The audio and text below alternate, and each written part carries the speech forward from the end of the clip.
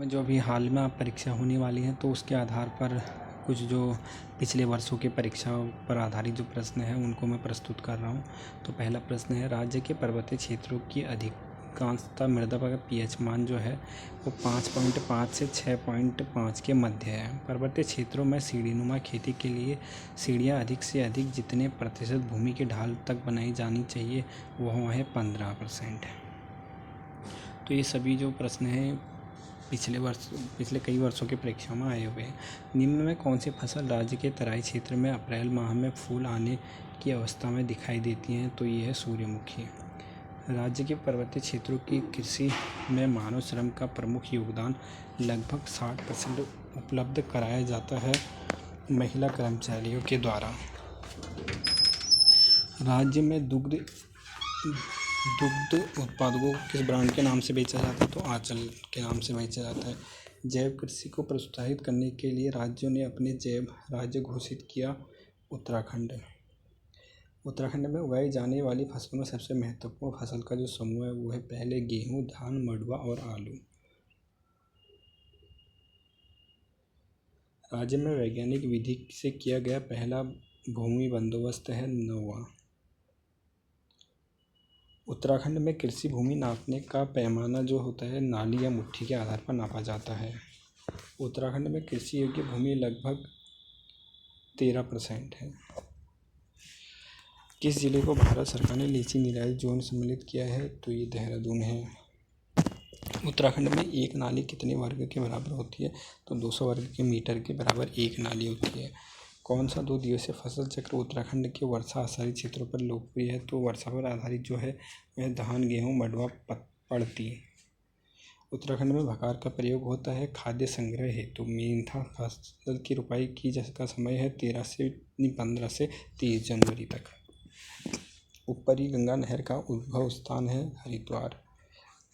Wicket बंदोबस्त कब हुआ? 1863 से 1873 के बीच में। राज्य में उत्पादित मड़ुआ, गोंदा अनाज का निर्यात किया जाता है जापान में।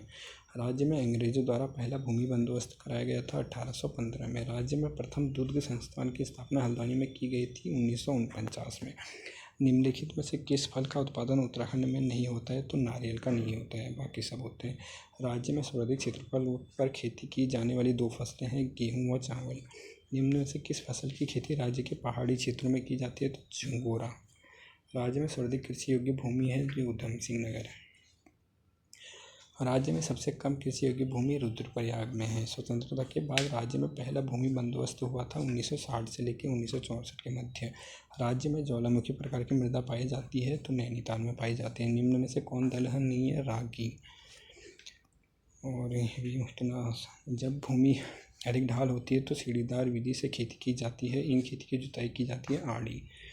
राज्य में सर्वप्रथम किस औषधीय पौधे की खेती की शुरुआत की गई थी? तो ये कनिष्ठ 2018 में आया प्रश्न है बेलेडोना। राज्य में जीरेनियम की खेती की जाती है। जीरेनियम का मुख्य उत्पादक है सुगंधित तेल। निम्न में से किन जिलों में चाय की खेती नहीं होती है? तो हरिद्वार में नहीं होती, बाकी नैनीताल, अमरोहा, चमोली सभी जगह होती है। राज्य के किस जिले में एक अत्याधुनिक चाय उत्पादन इकाई की स्थापना की गई थी? तो बागेश्वर कौसानी में है। निम्न में कौन सी मृदा राज्य में गन्ने एवं धान की पैदावार हेतु उपयुक्त है? तो तराई क्षेत्र की मिट्टी। मक्का के उत्पादन में कौन सा जिला सर्वप्रथम है?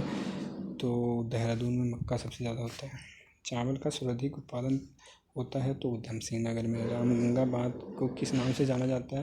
तो कालागढ़ बांध से रामगंगा बांध को जाना जाता है। राज्य में किस स्थान पर अति हिमकृत वीर्य उत्पादन केंद्र की स्थापना की गई थी? तो देहरादून, श्यामपुर देहरादून में। सेब के उत्पादन के लिए कौन सा जिला प्रसिद्ध है? तो उत्तरकाशी। कौन सा जिला चाय उत्पादन हेतु प्रसिद्ध है? नैनीताल। किसका बंदोबस्त सन 80 का बंदोबस्त के नाम से जाना जाता है? तो ट्रेल का। डेयरी शोध एवं विकास संस्थान की स्थापना कहाँ की गई? नैनीताल में। उत्तराखंड में सिंचित भूमि को कहा जाता है तालाब। उत्तराखंड में सर्वप्रथम डेयरी संघ स्थापना की गई थी हरिद्वार में।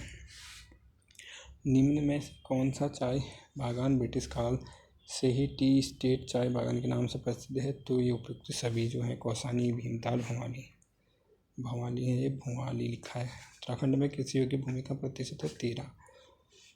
राज्य में शुद्ध सिंचित क्षमता में सर्वाधिक योगदान है नलकूपों का। उत्तराखंड प्रदेश में किस फल की पैदावार नहीं होती है? तो नारियल की नहीं होती है, 2 बार आ चुका है। उत्तराखंड में मुट्ठी शब्द निम्न में से किसकी पैमाइश का प्रयुक्त होता है? तो भूमि के लिए। उत्तराखंड में भकार शब्द का प्रयोग खाद्य भंडारों के लिए होता है। अंग्रेजों द्वारा चाय का बीज मंगवाया गया था, तो ये वाराणसी 2021 में आया प्रश्न है चीन से। उत्तराखंड में औसत जोत का आकार है 0.84 हेक्टेयर। उत्तराखंड में सबसे पुरानी नहर है ऊपरी गंगा नहर, और अंग्रेजों द्वारा भी इसी को बनाया गया था ऊपरी गंगा नहर को। प्रदेश में कितने जिलों में चाय विकास कार्यक्रम संचालित है? तो 9 जिलों में। तो ये कुछ प्रश्न थे, तो देख लीजिए इनको।